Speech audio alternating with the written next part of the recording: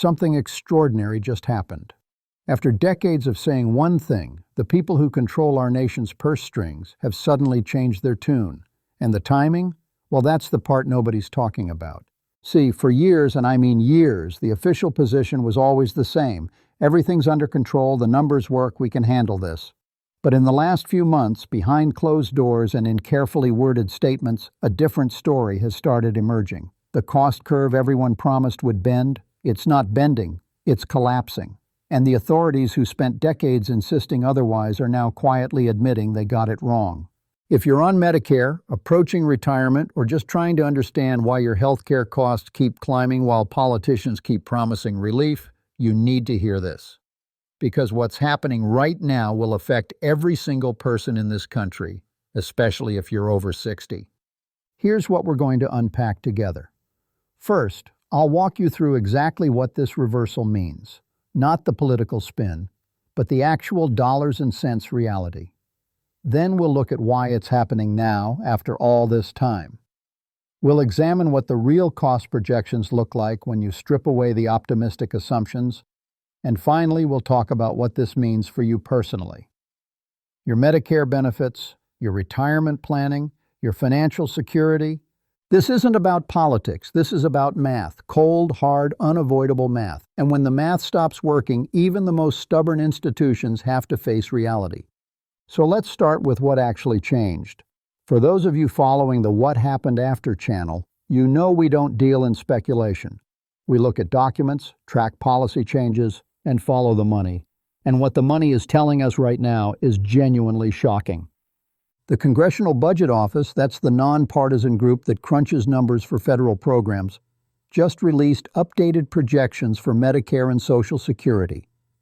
And buried in the technical language and spreadsheets is an admission that changes everything. They're now projecting that Medicare's Hospital Insurance Trust Fund will be depleted by 2031. Not 2040, not sometime in the future, 2031. That's 6 years away. 6 years until the primary fund that pays for hospital stays, skilled nursing facilities, and hospice care runs out of money. But here's the kicker. Just 5 years ago, they were saying we had until 2026, then it became 2028, then 2030. Each year, they'd revise the date forward just enough to avoid panic, like someone constantly resetting a doomsday clock. But now, the revisions have stopped moving in our favor. Social Security isn't far behind. The combined trust funds are now projected to be exhausted by 2034. And once those funds are depleted, incoming payroll taxes will only cover about 77% of promised benefits. That means automatic cuts of roughly 23% unless Congress acts. 23%. Imagine your monthly Social Security check suddenly dropping by nearly a quarter. For someone receiving $1,800 a month, that's over $400 gone, just like that. Now you might be thinking, they've been warning about this for years. Why is this time different? Because this time they're not just warning, they're admitting. The Federal Reserve, the Treasury Department, the Centers for Medicare and Medicaid Services, institutions that spent decades assuring us these programs were sustainable, are now using different language. Words like unsustainable trajectory, structural challenges, and my personal favorite, recalibration of expectations. Translation? We can't keep the promises we made. Janet Yellen, the Treasury Secretary, said something remarkable in a recent congressional testimony. I'm paraphrasing here, but she essentially acknowledged that the assumptions used to project these programs' solvency were overly optimistic. Assumptions about economic growth, about healthcare cost trends, about demographic shifts, all wrong, not slightly wrong, fundamentally wrong. And the cost curve they kept promising would bend? The one that justified every expansion, every new benefit, every promise made to seniors? It's not bending downward, it's accelerating upward. Medicare spending has grown from about 4% of federal spending in 1970 to nearly 15% today, and it's projected to hit 20% by 2040. That's 1 out of every 5 federal dollars going to Medicare alone. Add Social Security, and you're looking at nearly 40% of all federal spending consumed by these two programs. The math simply doesn't work anymore. And after decades of denial, The authorities are finally saying the quiet part out loud. So why the sudden honesty? Why reverse position now after years of rosy projections? 3 reasons, and they're all hitting at the same time, creating what economists call a perfect storm. First, demographics. The baby boomers, that massive generation born between 1946 and 1964, are now fully into retirement age. Every single day, about 10,000 boomers turn 65. That's not slowing down. That's not a trend that reverses. Those are people who paid into the system their whole lives and are now rightfully claiming benefits. But here's the problem. When Social Security was created in 1935, there were roughly 42 workers for every retiree. By 1950, it was 16 to 1. Today, it's less than 3 workers for every beneficiary. By 2035, it'll be 2 to 1. Imagine trying to fund someone's retirement when only 2 people are contributing to cover one person's benefits. The math was barely sustainable at 3 to 1. At 2 to 1? Impossible without massive tax increases or benefit cuts. Second reason, healthcare costs. And this is where things get really interesting. For years, the official line was that healthcare cost growth was moderating. They'd point to a few years of slower growth in the 2010 and declare victory. See, the curve is bending, the Affordable Care Act is working, innovation is driving down costs.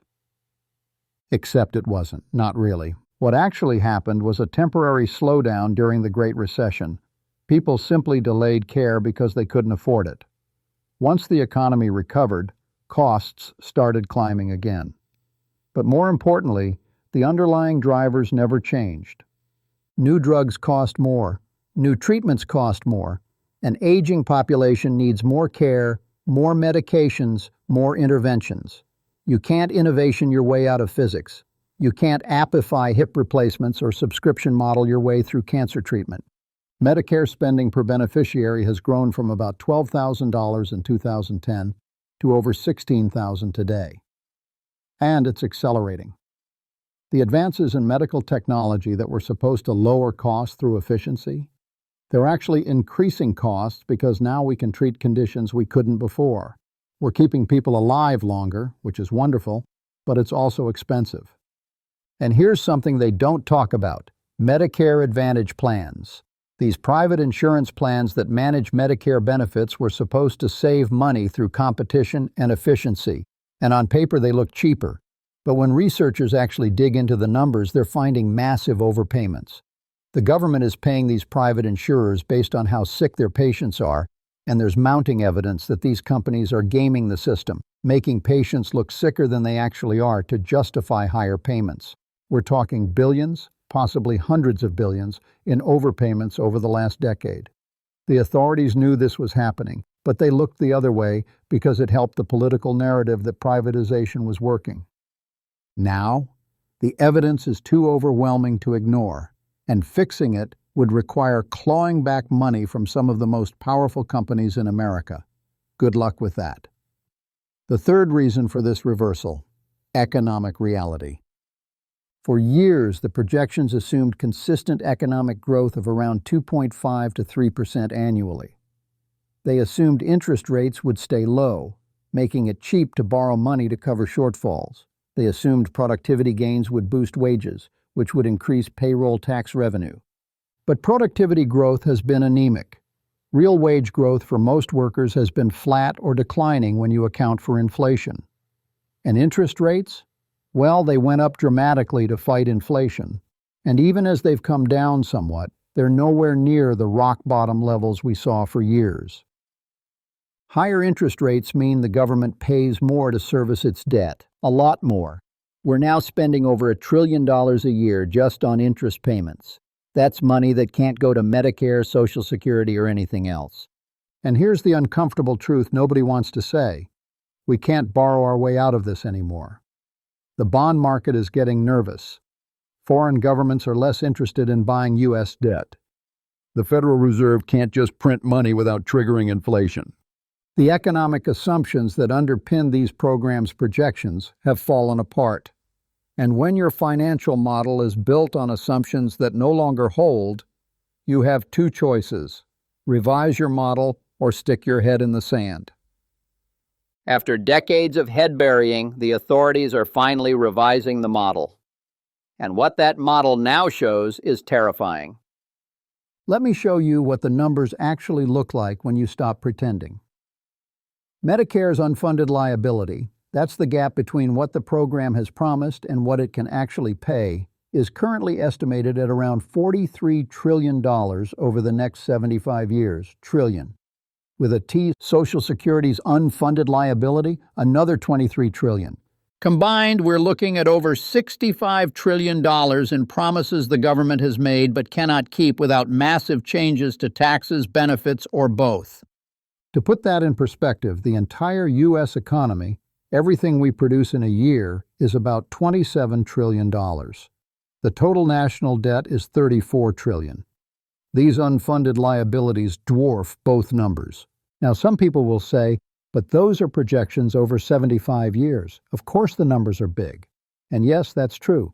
But here's what matters. The gap is growing faster than the economy. Every year we wait, the problem gets exponentially harder to solve. Let me break this down to what it means for you personally. If you're already receiving Medicare and Social Security, you're probably okay in the short term. The political reality is that cutting benefits for current retirees is nearly impossible. No politician wants to face millions of angry seniors at the ballot box. But if you're in your 50s or early 60s, approaching retirement, you're in the danger zone. You're too young to be politically protected, but too old to adjust your retirement planning significantly. Here's what the realistic scenarios look like. Scenario 1, they raise the retirement age. This is the most politically palatable option because it sounds reasonable. People are living longer, so they should work longer. The full retirement age is already moving to 67 for people born after 1959. It could easily move to 68 or 69 for younger workers. But here's the problem with that solution. It disproportionately hurts people who do physical labor, who didn't have the luxury of desk jobs, whose bodies are worn out by 65. It's one thing to ask a lawyer or accountant to work until 69. It's another thing entirely to ask a construction worker or nurse. Scenario 2. They means test benefits. This is already happening quietly with Medicare premiums. Higher earners pay more. But it could expand dramatically. If you have substantial retirement savings, own your home outright, or have other assets, you might see reduced Social Security benefits or higher Medicare premiums. The argument is that these programs should focus on people who truly need them. The reality is that this fundamentally changes Social Security from a universal program you paid into to a welfare program based on need. And once that door opens, it's very hard to close. Scenario 3. They increase taxes. The payroll tax that funds Social Security is currently 6.2% for employees, 6.2% for employers, up to a wage cap of about $160,000. That cap could be eliminated, meaning high earners would pay Social Security tax on all their income, or the rate itself could increase. Medicare taxes could also go up. Currently it's 1.45% with no wage cap, plus an additional 0.9% for high earners.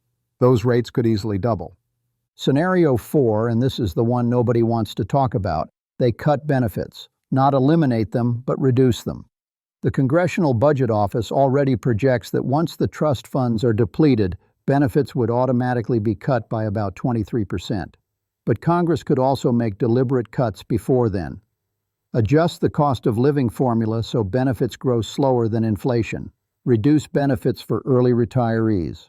Change how benefits are calculated. The most likely outcome? Some combination of all four scenarios. A little bit of everything, raise the age slightly, means test a bit more, increase some taxes, trim some benefits. Death by 1,000 cuts rather than one dramatic change. And here's what really keeps me up at night. This assumes we act soon. Every year we delay makes the necessary changes more extreme. If we wait until the trust funds are actually depleted, we're looking at emergency measures, sudden dramatic cuts, chaos in financial markets, millions of retirees having to fundamentally rethink their financial security overnight. So what do you actually do with this information? First, understand that hope is not a strategy. Hoping that politicians will fix this, hoping that economic growth will solve the problem, hoping that you'll be protected, that's not a plan. You need to take control of what you can control. If you're still working and able to save, maximize your retirement contributions. I know that's easier said than done, especially with current costs of living. But whatever you can save in a 401k, IRA, or other retirement account is money that you control, that can't be means-tested away or reduced by legislative changes. Delay Social Security if you can. For every year you delay claiming benefits past your full retirement age up to age 70, your benefit increases by about 8%. That's a guaranteed return you won't find anywhere else. If you can work longer, or if you have other income sources to live on, delaying Social Security could dramatically increase your financial security. Get realistic about healthcare costs in retirement. The average couple retiring today will spend over $300,000 on healthcare throughout retirement. That's not including long-term care. If you're in your 50s or early 60s, that number will be higher for you because costs keep rising. Look into health savings accounts if you're eligible. Contributions are tax-deductible, growth is tax-free, and withdrawals for qualified medical expenses are tax-free. It's the closest thing we have to a triple tax-advantaged account.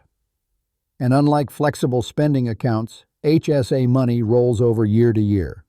You can build a significant healthcare nest egg. Consider long-term care insurance carefully. I know it's expensive, and many people avoid thinking about it because it forces you to confront uncomfortable possibilities.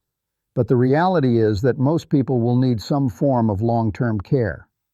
Medicare doesn't cover custodial care, help with bathing, dressing, eating. Medicaid will cover it, but only after you've spent down nearly all your assets. Long-term care insurance gets much more expensive as you age, and health conditions can make you uninsurable. If you're going to get it, your 50s are typically the sweet spot. Old enough that you're thinking about it, young enough that it's still affordable. Pay off debt, especially your mortgage if possible. The less you owe in retirement, the more flexibility you have if Social Security benefits are cut or Medicare costs increase. Plus, once the house is paid off, you have the option to downsize or tap into home equity if necessary. Diversify your income sources in retirement. Don't rely solely on Social Security. Pensions are great if you have one, but they're increasingly rare. Rental income, part-time work, dividend-paying investments, multiple streams of income give you flexibility and security. And here's something most people don't think about. Stay healthy. I know that sounds obvious, but the healthier you are, the lower your healthcare costs, and the longer you can potentially work if you choose to or need to. Exercise, eat reasonably well, maintain social connections, keep your brain active. These aren't just quality of life issues, they're financial planning tools. Now let's zoom out for a moment and look at the bigger picture, because this isn't just about Medicare and Social Security. This is about something more fundamental. For decades, we've operated under an implicit social contract. Work hard, pay your taxes, and in return, the government will provide a safety net in your old age. It wasn't lavish, but it was reliable. You could plan around it. Build a life with the confidence that you wouldn't be destitute in retirement. That contract is breaking, not because anyone wants it to, but because the math no longer supports it. And the authorities' reversal, their quiet admission that the cost curve isn't bending, that the projections were wrong, that the promises can't be kept, that's them finally acknowledging this reality. But here's what frustrates me. They knew. They've known for years. Demographers have been warning about the boomer retirement wave for decades. Healthcare economists have been pointing out unsustainable cost growth for just as long.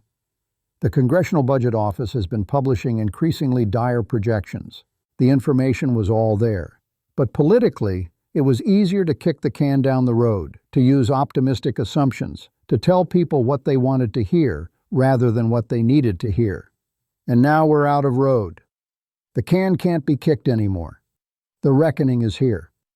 What makes this particularly challenging is that there are no easy answers. Every proposed solution hurts someone. Raise taxes that burdens workers and businesses. Cut benefits that hurts retirees who planned based on current promises. Raise the retirement age that disadvantages people whose bodies can't handle more years of physical labor. Means test benefits that changes the fundamental nature of these programs. There's no painless way forward. The only question is who bears the pain and how it's distributed. And that's ultimately a political question, not an economic one. The economics are clear. We can't sustain current promises with current funding. The politics are what will determine how we adjust. So where do we go from here? In the short term, expect more recalibrations, more quiet adjustments to projections, more headlines about trust fund depletion dates moving closer, more stern warnings from authorities who spent years insisting everything was fine. In the medium term, the next 5 to 10 years, expect real policy changes. They'll probably come in incremental pieces rather than one grand reform package. A little trim here, a small tax increase there, gradual adjustments to retirement ages and benefit formulas.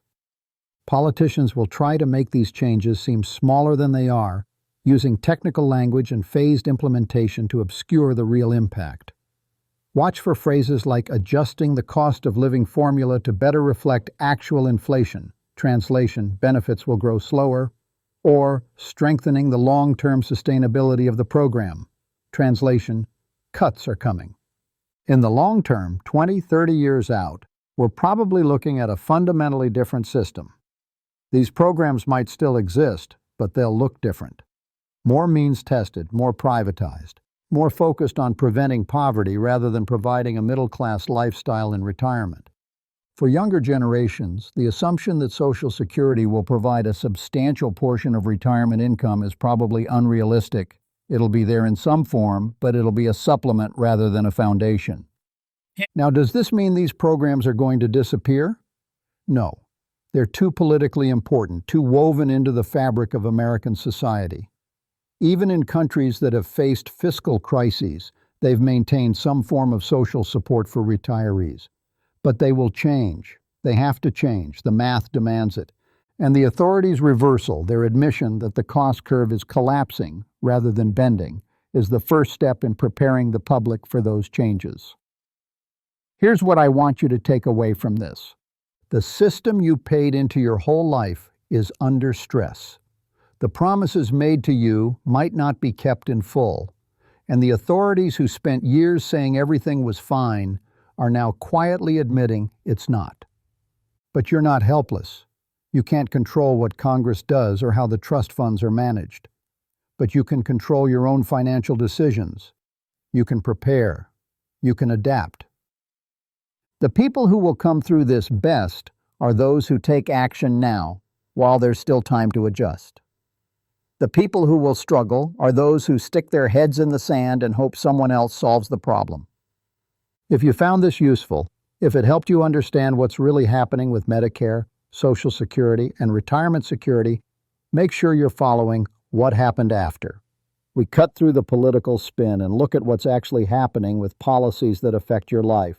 No sensationalism, no partisan nonsense, just clear explanations of complex issues.